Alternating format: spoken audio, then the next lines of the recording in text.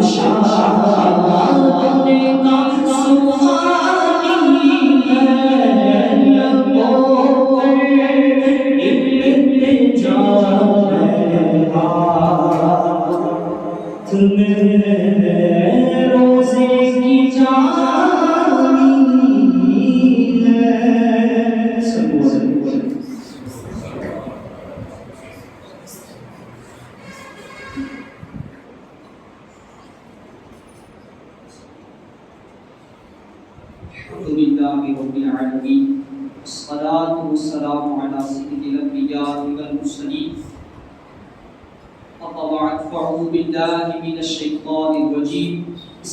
الرحمن الرحیم بڑی الصلاۃ والسلام علیک یا رسول اللہ وعلی آلک واصحابک یا حبیب اللہ الصلاۃ والسلام علیک یا نبی اللہ وعلی آلک واصحابک یا نور اللہ سرکار مدینہ راحت قلب سینہ فیض گنجینہ باعث نزول سکینہ صلی اللہ علیہ وسلم پر درود پاک پڑھنے کی بہت ساری فضیلتیں اور برکتیں جو ہے وہ حدیث مبارکہ میں وارد ہوئی ہے. آئیے درود پاک کی فضیلت سنتے ہیں اور ہم بھی اپنا معمول بنائیں, اپنا جدول بنائیں, اپنا شیڈیول بنائیں کہ سرکار علیہ السلام پر کثرت سے درود پاک پڑھیں. چنانچہ حضرت انس بن مالک رضی اللہ تعالیٰ عنہ سے روایت ہے کہ سرکار علیہ السلام نے ارشاد فرمایا ان الدعاء موقوف بین السماء والارض لا يصعد منه شيء حتى تصلي على نبيك صلی اللہ علیہ وسلم کہ ہم جو دعا مانگتے ہیں وہ زمین و آسمان کے درمیان لٹکی ہوئی رہتی ہے, اس میں سے کچھ بھی اوپر کی طرف نہیں جاتا حتى تصلي على نبيك صلی اللہ علیہ وسلم جب تک کہ تم سرکار علیہ السلام پر درود پاک نہ پڑھو.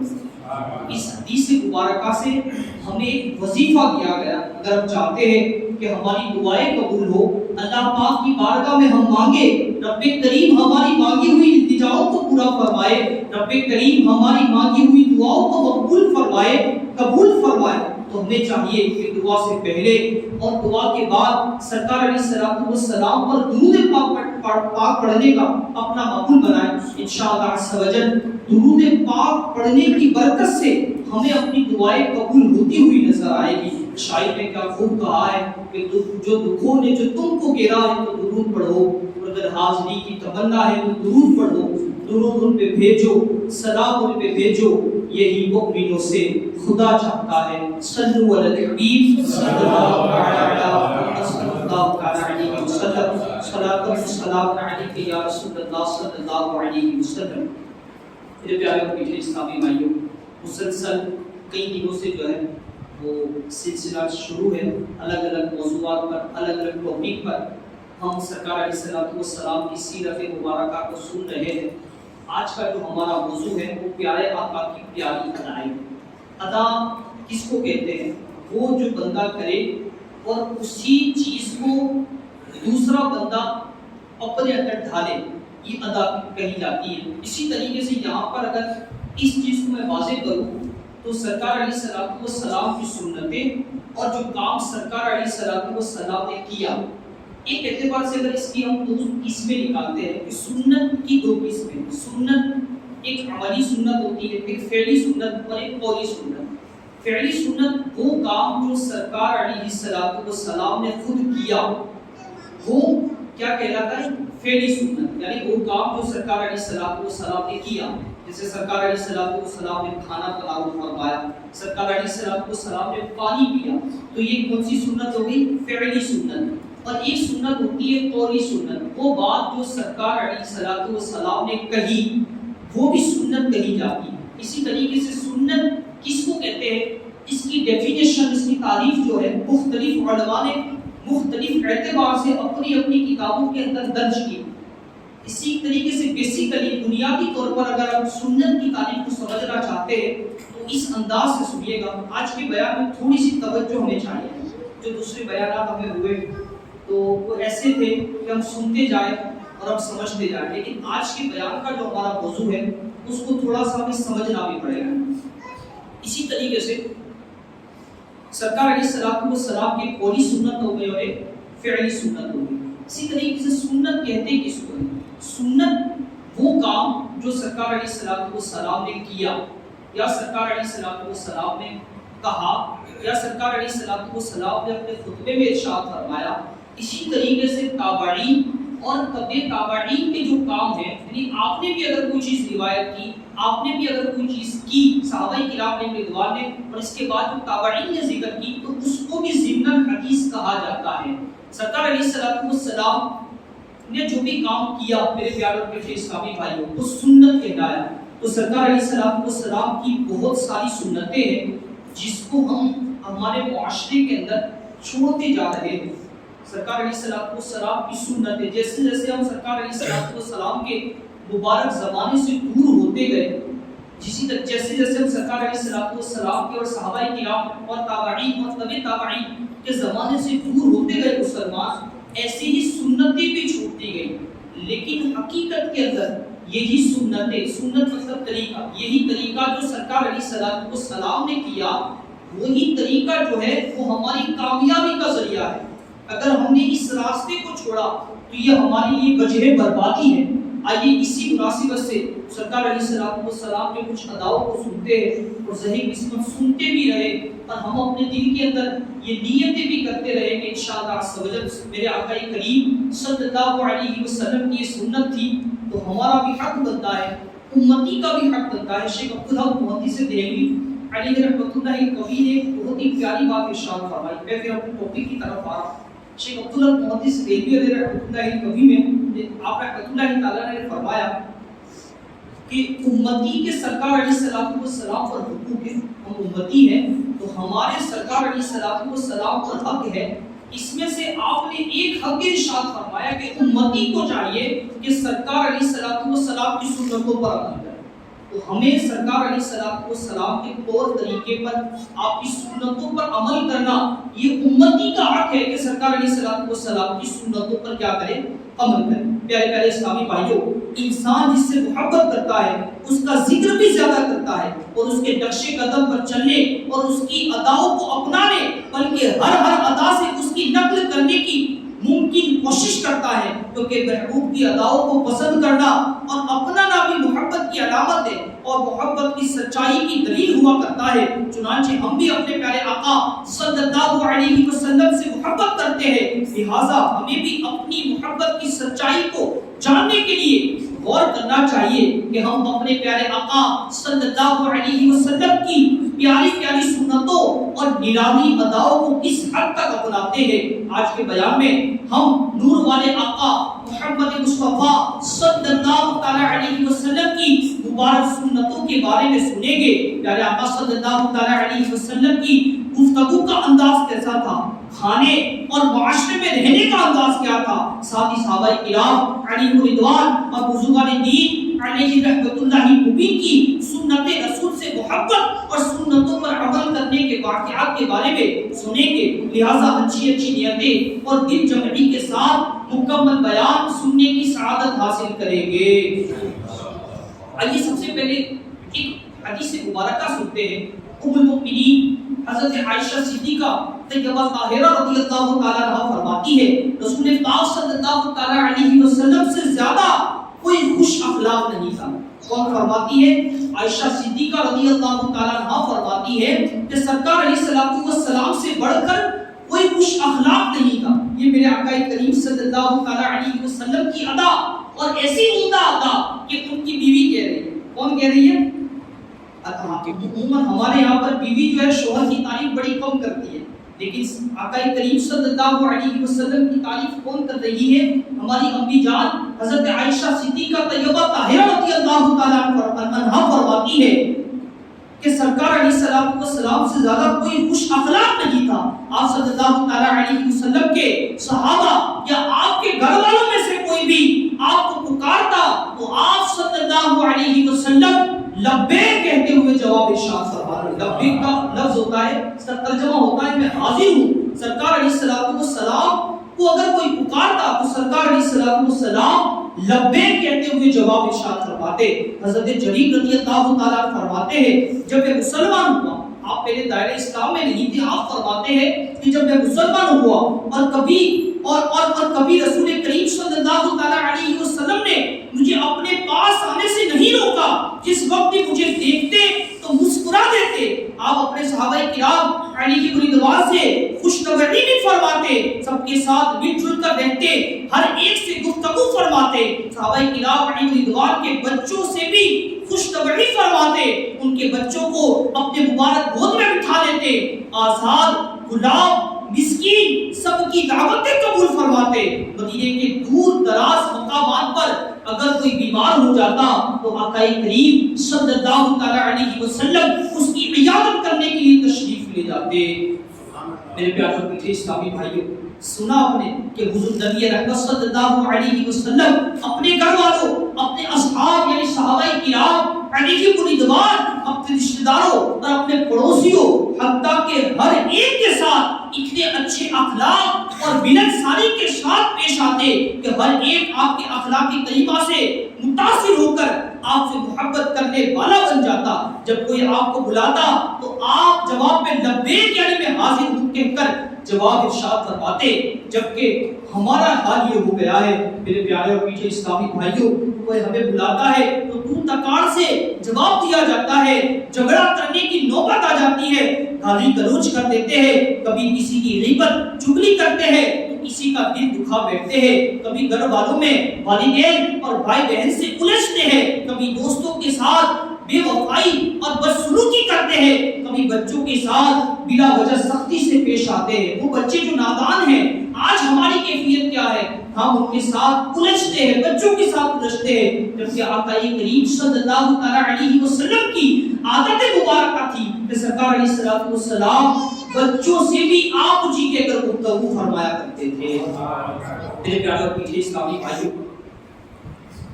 اللہ تبارک و تعالیٰ نے آقا کریم صلی اللہ علیہ وسلم کی پیروی کرنے کا ہمیں حکم ارشاد فرمایا. چنانچہ اللہ پاک پارہ 21 سورہ احزاب کی آیت نمبر 21 میں ارشاد فرماتا ہے، بسم اللہ الرحمن الرحیم، لقد کان لکم فی رسول اللہ اسوۃ حسنہ. ترجمہ ذو العرفان، بے شک تمہارے لیے اللہ کے رسول میں بہترین نمونہ موجود ہے. مشہور مفسر قرآن حضرت مفتی احمد یار خان نعیمی رحمۃ اللہ تعالی علیہ اس آیت مبارکہ کے تحت فرماتے ہیں، معلوم ہوا کامیاب زندگی وہی ہے جس کے نقش قدم پر جو ہے وہ چلے، اور اگر تمہارا چلنا مرنا سونا جاگنا حضور پاک صلی اللہ علیہ وسلم کے نقش قدم پر ہو جائے تو یہ سارے کا سارا کام عبادت بن جائے. میرے پیارے میٹھے اسلامی بھائیوں، یہ حقیقت ہے کہ لوگ اٹھتے بیٹھتے چلتے پھرتے سوتے جاگتے کھانے پیتے اور گفتگو کے بارے میں پیارے آقا کریم صلی اللہ علیہ وسلم کی سنتوں کو اپناتے ہیں تو رب کریم کی رحمتیں ان پر چھما چھم برستی ہیں، کیونکہ سنتوں پر عمل کرنے والے کو رب کریم کی رضا نصیب ہوتی ہے. سنتوں پر عمل کرنے والے کو ان کا شمار رب کریم کے پسندیدہ بندوں میں ہوتا ہے. جو آقا کریم صلی اللہ علیہ وسلم کی سنتوں پر عمل کرتے ہیں انہیں خوف خدا نصیب ہوتا ہے. جو آقا کریم صلی اللہ علیہ وسلم کی سنتوں کو اپناتے ہیں، اپنا اوڑھنا بچھونا سنت رسول صلی اللہ علیہ وسلم کے مطابق کرتے ہیں تو انہیں فکر آخرت کی سوچ ملتی ہے، حقیقی محبت رسول انہیں نصیب ہوتی ہے، کئی شہیدوں کا اجر و ثواب ان کو ملتا ہے. جو آقا کریم صلی اللہ علیہ وسلم کے مطابق اپنی زندگی کو گزارتے ہیں دونوں جہان میں کامیابی اور کامرانی ان کا مقدر ہوتی ہے. جو سرکار علیہ السلام کی سنتوں کے مطابق چلتے ہیں، اسی طریقے سے پیارے آقا صلی اللہ علیہ وسلم کا قرب نصیب ہوتا ہے. یہ سب سے بڑی نعمت ہے کہ سرکار علیہ السلام نے ارشاد فرمایا، من احب سنتی فقد احبنی ومن احبنی کان معی فی الجنہ. یعنی جس نے میری سنت سے محبت کی اس نے مجھ سے محبت کی، اور جس نے مجھ سے محبت کی وہ جنت میں میرے ساتھ ہو. شاعر کیا کہتے ہیں کہ تیری سنتوں پہ چل کر میری روح جب نکل کر چلے تم گلے لگانا مدنی مدینے والے شاہ ایسا جذبہ پاؤں کہ میں خوب سیکھ جاؤں تیری سنتیں سکھانا مدنی مدینے والے۔ میرے پیارے اور میٹھے اسلامی بھائیوں، جو جس سے محبت کرتا ہے اس کے ہر چیز سے اسے محبت ہوتی ہے۔ دنیاوی اعتبار سے بھی ہم مثال کو سمجھ سکتے ہیں، اگر کوئی کسی سے عشق کرتا ہے تو ہر چیز اس کو محبت اس کو اچھی لگتی ہے۔ جو چیز سے محبت کرتا ہے اس کی ہر چیز اسے اچھی لگتی ہے۔ حالانکہ بولنا کھانا اگر کوئی اس کی برائی کرے تب بھی اس کو تکلیف پہنچتی ہے جو اس سے محبت کرتا ہے۔ میرے پیارے اور میٹھے اسلامی بھائیوں، اگر آقا کریم صلی اللہ تعالی علیہ وسلم سے حقیقی محبت کرنے والے بن جائے تو ہماری دنیا بھی سنورے گی اور آخرت بھی سنورے گی۔ میرے پیارے اور میٹھے اسلامی بھائیوں، ہمارے بزرگان دین علیہ رحمۃ اللہ مبین یہ کیسی سرکار علیہ السلام کی سنتوں سے محبت فرماتے تھے، اور سنتوں سے جو محبت کرتا ہے اس کو جزا کیا ملتی ہے، اس کو بدلہ کیا ملتا ہے۔ آئیے وہ سنتے ہیں۔ حضرت علی بن حسین رحمۃ اللہ تعالی علیہ بہت بڑے بزرگ گزرے ہیں۔ آپ نے حضرت ہبت اللہ تبری رحمۃ اللہ تعالی علیہ کو خواب میں دیکھ کر پوچھا ما فعل اللہ بک، یعنی اللہ پاک نے آپ کے ساتھ کیا معاملہ فرمایا۔ حضرت ہبت اللہ تبری رحمۃ اللہ تعالی نے جواب دیا اللہ کریم نے میری مغفرت فرما دی۔ آپ نے عرض کی ایسا کون سا سبب تھا کہ اللہ پاک نے آپ کی مغفرت فرما دی؟ آپ نے ارشاد فرمایا سنت مبارکہ پر عمل کرنے کی وجہ سے، سنت مبارکہ پر عمل کرنے کی وجہ سے حضرت ہبت اللہ تبری رحمۃ اللہ تعالی علیہ کے اللہ پاک نے مغفرت عطا فرما دی۔ میرے پیارے پیارے اسلامی بھائیوں، یاد رہے ہمارے بزرگان دین علیہ رحمۃ اللہ مبین آپ صلی اللہ علیہ وسلم کی سنت کریمہ کی پیروی کو لازم و ضروری جانتے تھے، اور بال برابر بھی اسی معاملے میں اپنے پیارے آقا صلی اللہ تعالی علیہ وسلم کے فرامین اور سنتوں کو چھوڑنا پسند نہیں فرماتے تھے۔ آقا کریم صلی اللہ تعالی علیہ وسلم کی سنتوں اور فرامین پر عمل کا جذبہ رکھنے والے عاشقان رسول کے لیے یہ بہت ہی عمدہ واقعہ ہے۔ میرے پیارے اور میٹھے اسلامی بھائیوں، ہمارے بزرگان دین اور صحابہ کرام علیہم رضوان کیسی بھی کنڈیشن آ جاتی، کیسی بھی نوعیت آ جاتی، بھلے مشکل میں ہوتے، لیکن سنت رسول صلی اللہ تعالی علیہ وسلم کو کیسے اپناتے تھے۔ میرے پیارے اور میٹھے اسلامی بھائیوں، اس واقعے سے سنیے، اور اس واقعے میں حقیقت میں ہمارے لیے بھی درس ہے کہ ہم بھی یہ نیت کریں کہ ہم بھی سنت کو نہیں چھوڑیں گے۔ زبردست محدث حضرت قطبہ بن خالد رضی اللہ تعالیٰ عنہ کو خلیفہ بغداد مامون الرشید نے اپنے یہاں دعوت پر بلایا۔ اب خلیفہ تھے تو مامون الرشید نے جو ہے آپ کو کیا فرمایا، آپ کو دعوت پہ بلایا۔ اب کھانے سے فارغ ہو کر کھانے کے جو دانے وغیرہ گرے ہوتے ہیں اس کو چن چن کر کھانے لگے۔ خلیفہ بغداد مامون الرشید نے حیران ہو کر کہا اے شیخ، کیا آپ کا ابھی تک پیٹ نہیں بھرا؟ جو آپ جو ہے دانے اٹھا کر کھا رہے ہیں، آپ نے فرمایا کیوں نہیں؟ اور اصل بات یہ ہے کہ مجھے حضرت عمار بن سلمہ رضی اللہ تعالیٰ عنہ نے ایک حدیث سے بات بیان فرمائی، جو شخص دسترخوان کے نیچے گرے ہوئے ٹکڑوں کو چن چن کر کھا لے گا وہ محتاجی اور غربت سے بے خوف ہو جائے گا۔ آپ نے فرمایا میں اسی حدیث مبارکہ پر عمل کر رہا ہوں۔ یہ سن کر مامون الرشید جو تھا بادشاہ جو تھا وہ بے حد متاثر ہوا اور اپنے خادم کی طرف اشارہ کیا تو وہ 1000 دینار یعنی سونے کے سکے رومال میں باندھ کر لایا۔ خلیفہ بغداد مامون نے وہ دینار حضرت قطبہ بن خالد رضی اللہ تعالیٰ کی خدمت میں اس نے جو ہے بطور نذرانہ پیش کیے۔ حضرت قطبہ بن خالد رضی اللہ تعالیٰ نے مسکرایا اور فرمایا الحمدللہ، حدیث پاک پر عمل کی ہاتھوں ہاتھ برکت نصیب ہو گئی۔ سنت میں کیا ہے بھائی؟ عظمت ہے۔ جو سرکار علیہ السلام کی سنتوں پر عمل کرتے ہیں وہ دنیا میں بھی ترقی کرتے ہیں اور آخرت میں بھی ترقی کرتے ہیں۔ میرے پیارے اور میٹھے اسلامی بھائیوں، بیان کردہ واقعے سے 2 اہم پوائنٹ ہمیں سیکھنے کو ملے، 2 نکات ہمیں سیکھنے کو ملے۔ پہلا نقطہ یہ ہے، پہلا پوائنٹ یہ ہے کہ دسترخوان پر گرے ہوئے ٹکڑے اٹھا کر کھانے سے رزق میں برکت ہوتی ہے۔ جو دسترخوان سے گرے ہوئے دانے اٹھا کر کھا لیتا ہے تو اس سے کیا ہوتی ہے؟ رزق میں برکت ہوتی ہے۔ علماء نے یہاں تک اپنی کتابوں میں لکھا کہ جس کے بچے بے عیب چاہتا ہے کہ میرے بچے بے عیب پیدا ہو، تو چاہتا ہے کہ میرے بچے بے عیب پیدا ہو تو اسے چاہیے کہ دسترخوان سے دانے اٹھا کر کھائے۔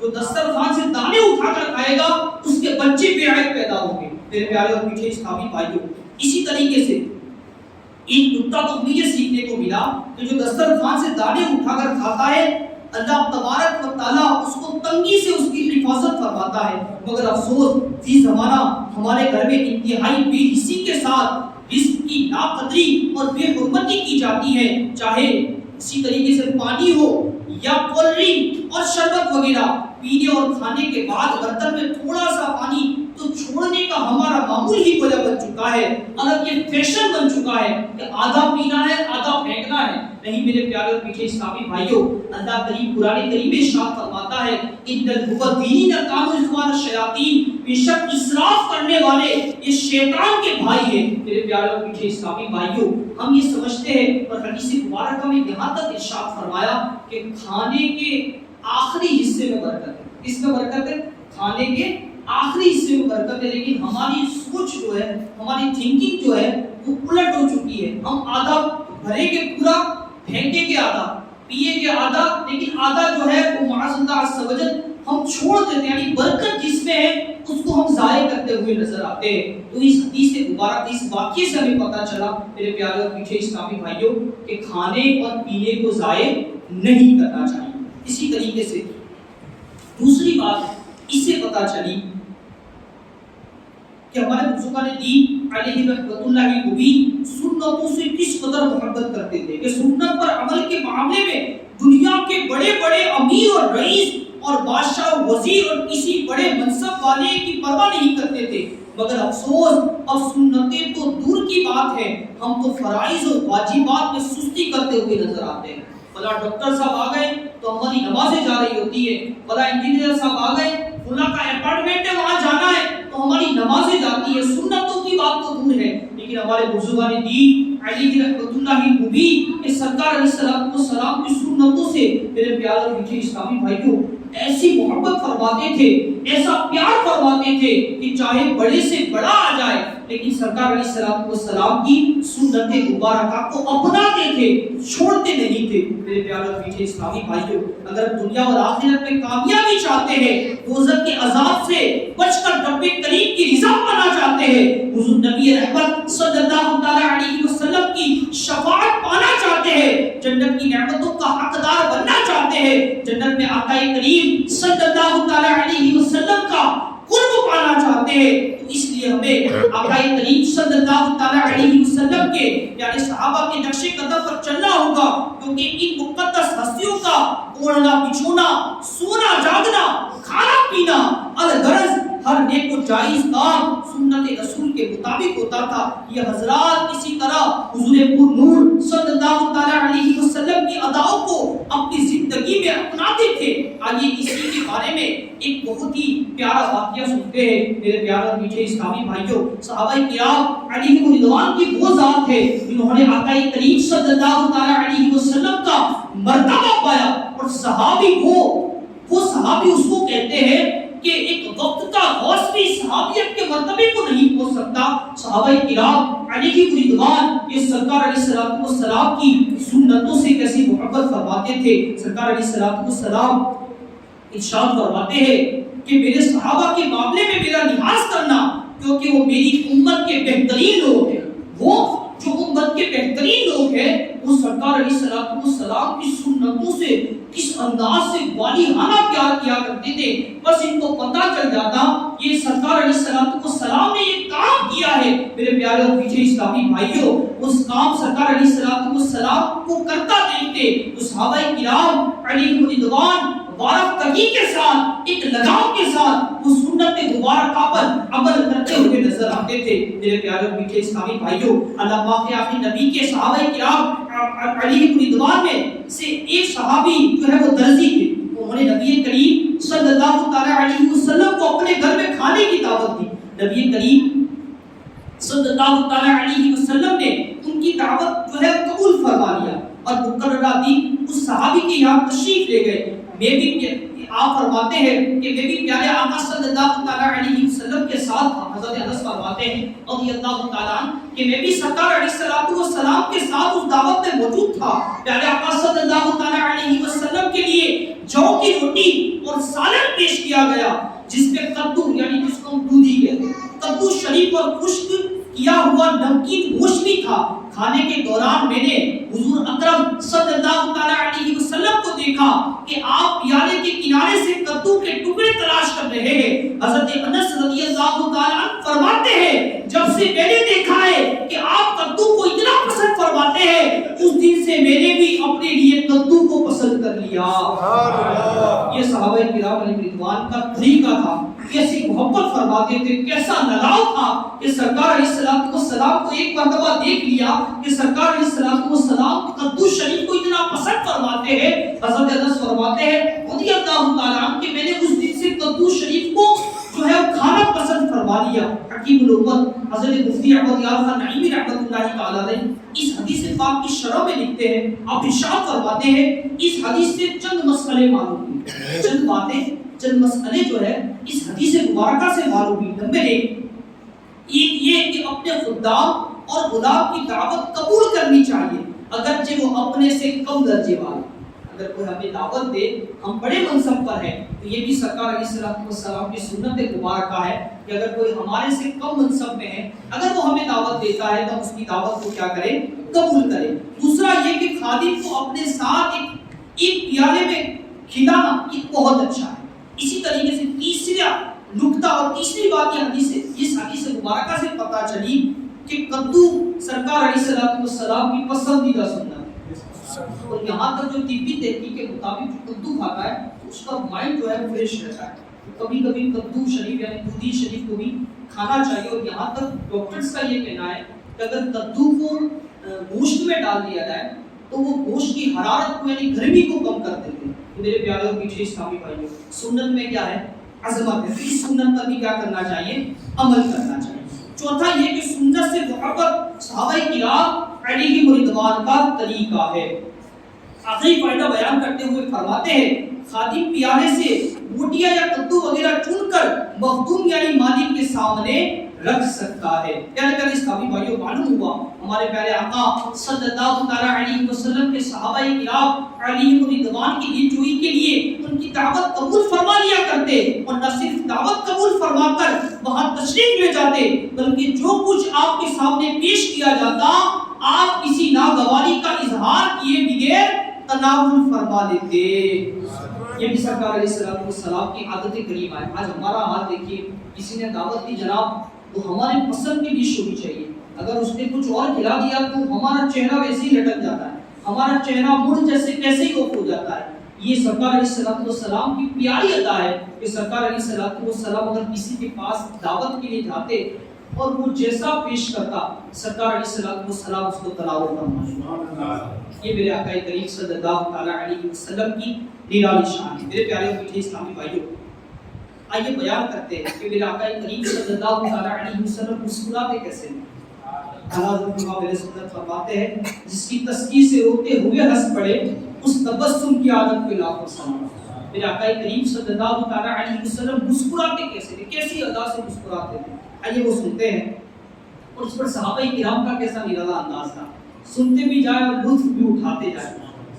ام المؤمنین حضرت عائشہ صدیقہ رضی اللہ تعالیٰ عنہ فرماتی ہے کہ میرے رسول کریم صلی اللہ تعالیٰ علیہ وسلم کو کبھی اس طرح ہنستے نہیں دیکھا کہ جس میں آپ کا حلق دیکھ لیتی، کیونکہ آپ صرف مسکراتے تھے۔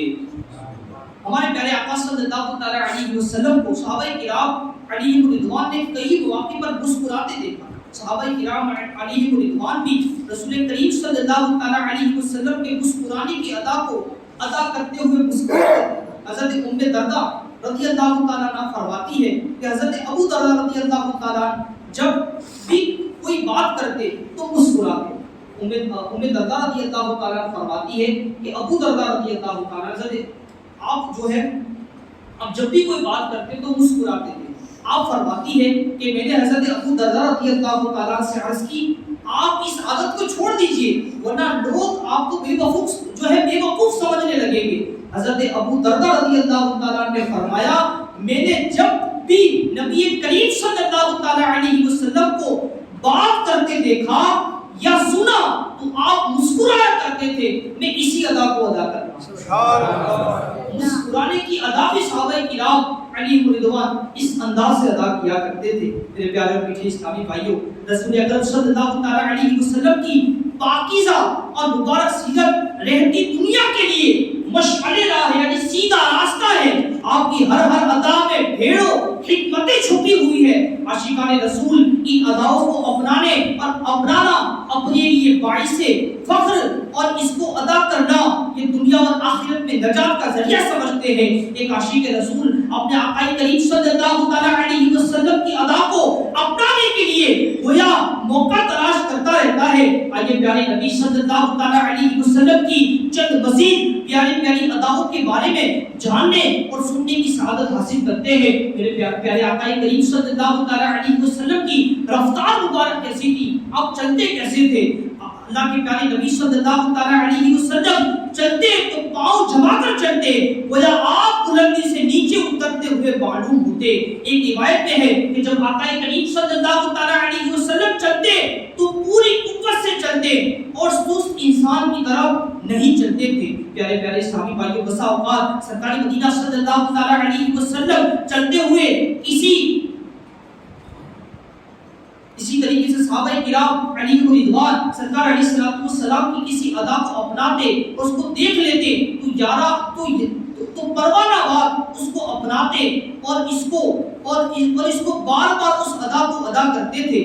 جیسے کتاب میں مذکور ہے حضرت عبداللہ بن عمر رضی اللہ تعالیٰ عنہ کے بارے میں کہ مکہ شریف جاتے ہوئے ایک جو ہے جنگلی جھاڑی سے آپ نے اپنا امامہ مبارک جو ہے وہ ٹنگا دیا اور اس کی شاخوں میں اپنا امامہ شریف آپ نے خود بخود الجھا دیا اور کچھ آگے بڑھے، پھر واپس آئے اور امامہ شریف چھڑا کر پھر آگے نکل گئے۔ آپ نے کیا کیا کہ راستے میں گزر رہے تھے تو آپ نے ایک کانٹے دار جھاڑ کے اندر اپنا امامہ شریف جو ہے الجھایا، پھر آگے گئے، پھر واپس تشریف لائے اور اپنا امامہ مبارک جو ہے وہ چھڑایا۔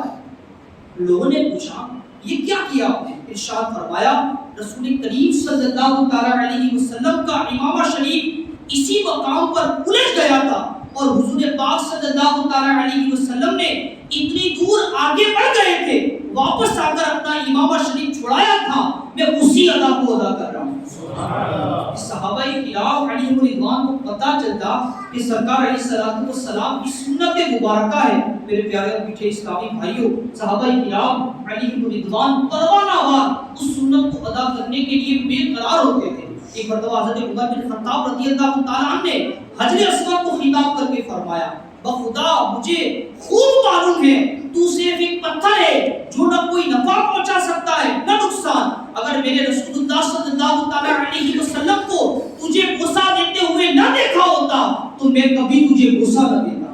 اسی کے بعد آپ نے غصہ دیا، پھر فرمایا اب ہمیں رمل یعنی طواف کے بعد 3 چکروں میں سینہ تان کر چلنا ہے، ہمیں اس کی کوئی ضرورت نہیں تھی، لیکن سرکار علیہ الصلوۃ والسلام کو کرتا دیکھا تو ہم نے اس عمل کو کیا۔ میرے پیارے اور میٹھے اسلامی بھائیوں، ایک مرتبہ حضرت سیدنا عثمان غنی صحابہ کرام علیہ رضوان کا انداز دیکھے، سرکار علیہ الصلوۃ والسلام کی سنتوں پر کیسے جو ہے پروانہ وار عمل کرتے تھے۔ حضرت سیدنا عثمان غنی رضی اللہ تعالیٰ اپنا واقعہ بیان فرماتے ہیں۔ اب فرماتے ہیں کہ ایک مقام پر پہنچ کر پانی منگوایا۔ راوی کہتے ہیں کہ حضرت عثمان غنی رضی اللہ تعالیٰ عنہ نے ایک مقام پر پہنچ کر پانی منگوایا، پھر وضو کیا، پھر یکایک مسکرائے۔ پانی منگوایا، پھر یکایک کیا ہوا؟ مسکرائے اور اپنے ساتھیوں سے فرمانے لگے جانتے ہو میں کیوں مسکرایا؟ پھر خود ہی سوال کا جواب دیتے ہوئے فرمایا کہ میں نے دیکھا کہ سرکار مدینہ صلی اللہ تعالی علیہ وسلم نے اسی مقام پر وضو فرمایا تھا اور بعد فراغت مسکرائے تھے اور صحابہ کرام علیہ رضوان سے فرمایا تھا جانتے ہو میں کیوں مسکرایا؟ پھر میٹھے میٹھے مصطفیٰ صلی اللہ تعالی علیہ وسلم نے خود ہی اس کا جواب ارشاد فرمایا تھا۔ وہ حدیث مبارکہ بیان فرمائی تھی جب آدمی وضو کرتا ہے تو چہرہ دھونے سے چہرے کے اور ہاتھ دھونے سے ہاتھ کے اور مسح کرنے سے سر کے اور پاؤں دھونے سے پاؤں کے گناہ جڑ جاتے ہیں۔ حضرت سیدنا عثمان غنی رضی اللہ تعالیٰ عنہ نے سرکار علیہ الصلوۃ والسلام کی اس ادا کو بھی ادا فرمایا۔ میرے پیارے میٹھے اسلامی بھائیوں، صحابہ کرام علیہ رضوان تھے جو سرکار علیہ الصلوۃ والسلام کی ہر ادا کو ادا کرتے تھے۔ کتابوں کے اندر ڈھیروں واقعات جو ہے میرے پیارے میٹھے اسلامی بھائیوں جو لکھنے والوں نے لکھے کہ صحابہ کرام علیہ رضوان کیسی بارکدگی کے ساتھ سرکار علیہ الصلوۃ والسلام کی سنتوں پر عمل کرتے تھے۔ حضرت عبداللہ بن عمر رضی اللہ تعالیٰ کو دیکھا گیا کہ اپنی اونٹنی ایک مکان کے گرد گھما رہے ہو. حضرت عبداللہ بن عمر رضی اللہ تعالیٰ کو دیکھا گیا کہ اپنی اونٹنی جو ہے وہ ایک مکان کے ارد گرد گھما رہے ہیں. اس کا سبب پوچھا گیا تو آپ نے فرمایا میں کچھ نہیں جانتا مگر اتنا ہے کہ سرکار علیہ السلام نے اس مقام پر ایسے ہی کیا تھا. کیسی میرے پیارے پیٹھے اسلامی بھائیو دیوانگی ہے. صحابہ کرام علیہ رضوان اس سرکار علیہ السلام سے اتنی سنتوں سے محبت فرماتے تھے. میرے پیارے اور پیٹھے اسلامی بھائیو سرکار کائنات صلی اللہ تعالی علیہ وسلم بلند آواز سے چیخنے کو ناپسند فرماتے تھے. یہ بھی ایک آپ کی ادا ہے کہ آپ سرکار علیہ السلام بلند آواز سے چیخنے کو کیا فرماتے تھے؟ ناپسند فرماتے تھے. جب چیخ آتی تو منہ مبارک کو جو ہے کپڑے یا ہاتھ مبارک سے ڈھک لیتے. یہ بھی سرکار علیہ السلام کی سنت ہے. اور حقیقت میں سنت میں عظمت کہ ہمارے لیے ہم بھی بسا اوقات اس چیز کی طرف ہماری توجہ نہیں ہوتی. بسا اوقات چھینکتے ہیں تو بسا اوقات دوسروں کو تکلیف پہنچ رہی ہوتی ہے. تو جب بھی چھینک آئے تو آواز کو پس کرتے ہوئے یا اپنے ہاتھوں کو جو ہے اوپر رکھ لیں یا کسی کپڑے وغیرہ سے چھپا لیں. یہ بھی سرکار علیہ السلام کی سنت مبارکہ ہے. آپ کا یہ بھی جو ہے آپ کی پیاری ادا ہے. رسول خدا صلی اللہ تعالی علیہ وسلم سوتے وقت آپ نے سونے کا انداز کیا تھا یہ بھی سنیے اور نیت کریے کہ انشاءاللہ آج کے بعد ہم اس طرح سوئیں گے انشاءاللہ. رسول خدا صلی اللہ تعالی علیہ وسلم سوتے وقت اپنا سیدھا ہاتھ مبارک گال مبارک کے نیچے رکھتے اور یہ دعا پڑھتے اللہم باسمک اموت واحیا یعنی اے اللہ پاک میں تیرے نام کے ساتھ ہی مرتا اور جاگتا یعنی سوتا اور جاگتا ہوں. جب بیدار ہوتے تو یہ دعا پڑھتے الحمدللہ الذی احیانا بعدما اماتنا والیہ النشور یعنی شکر ہے اللہ پاک کا جس نے ہمیں مر جانے کے بعد زندہ کیا اور اسی کی طرف اٹھنا ہے. اسی طریقے سے نبی پاک صلی اللہ علیہ وسلم کے پانی پینے کا انداز کیا تھا. نبی کریم صلی اللہ علیہ وسلم 3 سانس میں پانی پیتے. نبی کریم صلی اللہ علیہ وسلم کو خوشبو پسند تھی. خوشبو کا تحفہ رد نہ فرماتے. اگر کوئی خوشبو آپ کو پیش کرتا تو سرکار علیہ السلام کی عادت مبارکہ تھی کہ اس خوشبو کو تحفے کو آپ رد نہیں فرماتے تھے. مشک اور عنبر کی خوشبو آپ صلی اللہ علیہ وسلم استعمال فرماتے تھے. آئینہ دیکھنے کا انداز میرے آقا کریم صلی اللہ علیہ وسلم کا کیا تھا؟ اللہ پاک کے آخری نبی صلی اللہ علیہ وسلم آئینہ دیکھتے وقت اللہ پاک کا شکر ادا کرتے اور یہ دعا پڑھتے اللہم کما حسنت خلقی وحسن خلقی یعنی اللہ پاک جس طرح تو نے میری صورت اچھی بنائی میرے اخلاق بھی اچھے کر دے. سرما لگانے کا انداز میرے پیارے آقا صلی اللہ علیہ وسلم کا کیا تھا؟ ہم بھی سنیں اور عمل کرنے کی نیت بھی ساتھ میں کرتے جائیں کہ مدینے کے تاجدار صلی اللہ علیہ وسلم اس وقت سرما لگایا کرتے. آپ صلی اللہ علیہ وسلم مقدس آنکھوں میں سرمے کی 3 سلائیاں استعمال فرماتے. بعض اوقات 2 سلائیاں سرمے کی ڈالتے اور ایک سلائی کو دونوں مبارک آنکھوں میں جو ہے وہ لگاتے. میرے پیارے اور میٹھے اسلامی بھائیوں رسول پاک صلی اللہ علیہ وسلم ہر وقت اپنی زبان کی حفاظت فرماتے. صرف کام ہی کی بات کرتے. ہمارے پیارے آقا صلی اللہ علیہ وسلم آنے والوں کو محبت دیتے اور کوئی ایسا عمل اختیار نہ فرماتے جس سے اس کو نفرت ہو. ہمارے پیارے آقا صلی اللہ علیہ وسلم لوگوں کو اچھی باتوں کی اگر کسی کے اندر اچھائی دیکھتے تو اس کی تعریف فرماتے اور برائی دیکھتے تو اسے منع فرماتے. یہ باتیں سنتے جائیں. اور میرے پیچھے اور پیارے اسلامی بھائیوں یہ وہ ادائیں ہیں اگر ان اداؤں کو اپنانے والے بن جائیں تو ہمیں ترقی سے کوئی نہیں روک سکتا. ہم انشاءاللہ عز و جل ترقی کرتے جائیں گے. میرے پیارے اور پیچھے اسلامی بھائیوں یہ وہ ادائیں ہیں جو شرعی اعتبار سے یعنی سرکار علیہ السلام نے جو کیا وہ شرعی اعتبار سے ہے اور معاشری اعتبار سے بھی ہے. معاشرے کے اندر ہمیں کیا کرنا چاہیے وہ ادائیں بھی اس کے اندر موجود ہیں. مزید سنتے ہیں جہاں تشریف لے جاتے تو جہاں جگہ مل جاتی وہیں بیٹھ جاتے اور دوسروں کے لیے تکلیف کا سبب نہ بنتے. اپنے پاس بیٹھنے والوں کے حق کا لحاظ فرماتے. بارگاہ رسالت میں حاضر رہنے والے ہر فرد کو اپنی یہی محسوس ہوتا کہ سرکار مدینہ صلی اللہ علیہ وسلم مجھے سب سے زیادہ چاہتے ہیں. آپ کی سخاوت اچھے اخلاق اور عادات ہر کسی کے لیے عام تھی. اسی طریقے سے آپ کی مجلس میں کسی سے بھول ہو جاتی تو نہ اس کو شرمندہ کرتے نہ اس کا مذاق اڑایا جاتا. آپ کی نگاہیں حیا سے آپ اسی طریقے سے آپ کی نگاہیں حیا سے جھلکتی رہتی. اپنی ذات کے لیے کبھی کسی سے بدلہ نہ لیتے. برائی کا بدلہ برائی سے دینے کے بجائے معاف فرما دیا کرتے. یہ آقا کریم صلی اللہ علیہ وسلم کی مبارک ادا ہے، معاف کرنا. آج ہمارے اندر تو معاف کرنا تو مطلب ہماری ڈکشنری سے نکل چکا ہے.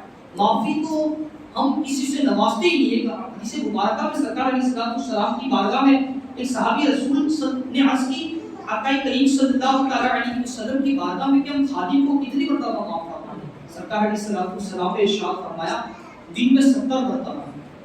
پھر فرمایا کہ اللہ پاک ہے. آپ نے فرمایا 70 مرتبہ. یہ 70 کا جو لفظ ہے وہ زیادتی کے لیے بولا جاتا ہے، یعنی 70 سے زائد مرتبہ جو ہے وہ ایک دن میں خادم کو معاف کرنے کا حکم یہ حدیث مبارکہ میں سرکار علیہ السلام نے ارشاد فرمایا. اسی طریقے سے کسی کا عیب تلاش نہ کرنا، یہ بھی میرے آقا کریم صلی اللہ علیہ وسلم کا وصف تھا. یہ بھی آقا کریم صلی اللہ علیہ وسلم کی ادا تھی کہ کسی کا عیب تلاش نہ کرتے، صرف وہی بات کرتے جو آپ کے حق میں باعث ثواب ہو. مسافر یا اجنبی آدمی کے سخت کلام پر جو ہے اسے روکتے اور صبر فرماتے. اگر اس کی بات اگر وہ رک جاتا تو ٹھیک، ورنہ وہاں سے اٹھ جاتے، کبھی کہا نہ لگاتے. اسی طریقے سے صحابہ کرام علیہ رضوان فرماتے ہیں رسول پاک صلی اللہ علیہ وسلم آپ جو ہے موقع کی مناسبت سے سب سے زیادہ مسکرانے والے تھے. حضرت عبداللہ بن حارث رضی اللہ تعالیٰ فرماتے ہیں میں نے رسول پاک صلی اللہ تعالیٰ علیہ وسلم سے زیادہ مسکرانے والا نہیں دیکھا. میرے پیارے میٹھے اسلامی بھائیو، یہ ہے میرے آقا کریم صلی اللہ تعالیٰ علیہ وسلم کی سنتیں. حقیقت کے اندر ہم اس سنتوں کے مطابق عمل کرنے میں کامیاب ہو جاتے ہیں. آج ہم سنت تو سنتے تھے کہ یہ سنت ہے یہ سنت ہے، اس پر بھی عمل کرنا چاہیے. اگر ہم ترقی چاہتے ہیں، اگر ہم چاہتے ہیں کہ حقیقی معنوں میں ہمیں جو ہے وہ سرکار علیہ السلام کا قرب نصیب ہو، حقیقی معنوں میں ہمیں سرکار علیہ السلام کی محبت ہم اپنے دل میں اجاگر کرنے میں کامیابی چاہتے ہیں، تو سرکار علیہ السلام کی سنتوں کے مطابق ہمیں اپنی زندگی کو گزارنا ہوگا. اگر غور کریں تو ہم نے غیروں کے طریقوں کو اپنا لیا ہے اور سنت رسول صلی اللہ تعالیٰ علیہ وسلم کو چھوڑتے ہوئے جاتے ہیں. آج اگر ہم آئینے کے سامنے کھڑے ہوتے ہیں اور ہم اپنی صورت کو دیکھتے ہیں تو ہم بخوبی اندازہ لگا سکتے ہیں کہ ہمارے اندر کتنی سنتیں یہ سرکار علیہ السلام کی موجود ہے. ہم کتنی سنتوں پر عمل کرتے ہیں. ہماری داڑھی کی طرف نگاہ جاتی ہے تو معاشرہ عزوجل ہماری داڑھی جو ہے وہ سنت رسول صلی اللہ تعالیٰ علیہ وسلم کے مطابق نہیں ہے. اگر ہم لباس کی طرف دیکھتے ہیں تو ہمارا لباس جو ہے وہ غیروں کے طریقوں پر ہے. اگر ہم جوتوں کی طرف دیکھتے ہیں، اگر ہم فیشن کی طرف دیکھتے ہیں تو اغیار کی فیشن ہم اپنے اوپر ڈالتے ہوئے جا رہے ہیں. میرے پیارے اور میٹھے اسلامی بھائیوں، اگر مسلمان نے جو پریشان ہوا ہے اور مسلمان کی ترقی میں جو سب سے بڑی رکاوٹ بنی ہے تو وہ رکاوٹ سرکار علیہ السلام کی سنتوں پر عمل کرنا نہ ہے. اگر ہم نے سرکار علیہ السلام کی سنتوں کو اپنایا ہوتا. ایک مرتبہ حضرت خالد بن ولید رضی اللہ تعالیٰ کے بارے میں آتا ہے، آپ ایک جنگ میں تھے، جنگ کئی دنوں سے فتح نہیں ہو رہی، جنگ جو ہے کئی دنوں سے فتح نہیں ہو رہی تھی. تو حضرت خالد بن ولید رضی اللہ تعالیٰ کو خیال آیا کہ ہو سکتا ہے کوئی سنت چھوٹ رہی ہے اس وجہ سے جنگ فتح نہیں ہو رہی. آپ نے غور کیا تو آپ کو یاد آیا کہ مسواک نہیں ہے ہمارے پاس. آپ نے مسواک کی سنت کو اپنایا، مسواک کی، اور تاریخ کی کتابوں میں لکھا ہے کہ مسواک کی سنت پر عمل کرنا تھا کہ حضرت خالد بن ولید رضی اللہ تعالیٰ نے جنگ کو جیت لیا. یہ وہ صحابہ کرام علیہ رضوان تھے میرے پیارے اور میٹھے اسلامی بھائیوں کہ جنہوں نے سنتوں کو اتنا مضبوط طریقے سے پکڑا ہوا تھا، اس انداز سے سنتوں پر عمل کرنے والے تھے. میرے پیارے اور میٹھے اسلامی بھائیوں، ہم صحابہ کرام علیہ رضوان کی غلامی کا دم بھرتے ہیں. ہمارا یہ عقیدہ ہے کہ ہر صحابی نبی جنتی، تو ہمیں بھی چاہیے کہ صحابہ کرام علیہ رضوان کے نقش قدم پر چلتے ہوئے سرکار علیہ السلام کی سنتوں کو ہم اپنے اندر ڈالیں، سیکھنے کی کوشش کریں. حدیث مبارکہ ہے من احب سنتی فقد احبنی ومن احبنی کان معی فی الجنہ. جس نے میری سنت سے محبت کی اس نے مجھ سے محبت کی اور جس نے مجھ سے محبت کی وہ جنت میں میرے ساتھ ہوگا. ہم میں سے ہر کوئی چاہتا ہے کہ سرکار علیہ السلام کے ساتھ جنت میں جانا نصیب ہو.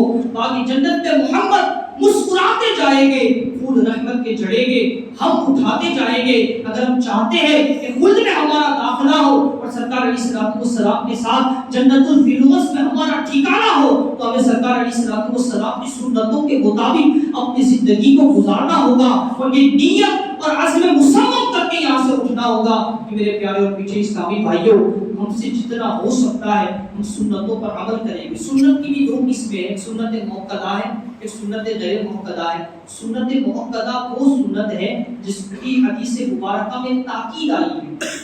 داڑھی مبارک سنت موقدہ ہے, ظہر کی پہلی چار جو ہے وہ سنت موقدہ ہے, اور بھی کئی سنت موقدہ ہے. اور سنت غیر موقدہ جس کی تاکید جو ہے احادیث مبارکہ میں اتنی نہ آئی, تو یہ سنت غیر موقدہ کہلاتی ہے. تو جو ہم سے ممکن ہے سنت موقدہ کا تو اگر کوئی ترک کرتا ہے تو چند مرتبہ معاف ہے, اس کے علاوہ اگر کوئی چند اس کا ترک کرتا ہے تو ایسی صورت میں جو ہے وہ گنہگار ہوگا. اور کچھ سنت موقدہ ایسی ہے جو ایک بار بھی ترک کرے گا تو وہ گنہگار ہوگا. میرے پیارے اور میٹھے اسلامی بھائیوں, حقیقت کے اندر اگر ہم چاہتے ہیں کہ دنیا اور آخرت ہمارا مقدر بنے اور حقیقت میں دنیا اور آخرت میں کامیاب ہو, تو سرکار علیہ السلام کی سنتوں پر عمل کرنے کی نیت یہاں سے کر کے اٹھے, انشاءاللہ عز و جل سنت کے مطابق اپنی زندگی کو گزاریں گے انشاءاللہ. اللہ تبارک و تعالیٰ کی بارگاہ میں دعا ہے, اللہ پاک کے سنت سے زیادہ عمل کرنے کی توفیق عطا فرمائے. اللہ پاک صحابہ کرام علیہ الرضوان کے صدقے سنت رسول صلی اللہ تعالیٰ علیہ وسلم کو اپنانے, اسے دوسروں تک پہنچانے اور اس کو اپنی زندگی کے اندر نافذ کرنے کی اللہ پاک توفیق عطا فرمائے. آمین آمین بجاہ نبی نبی صلی اللہ تعالیٰ علیہ وسلم.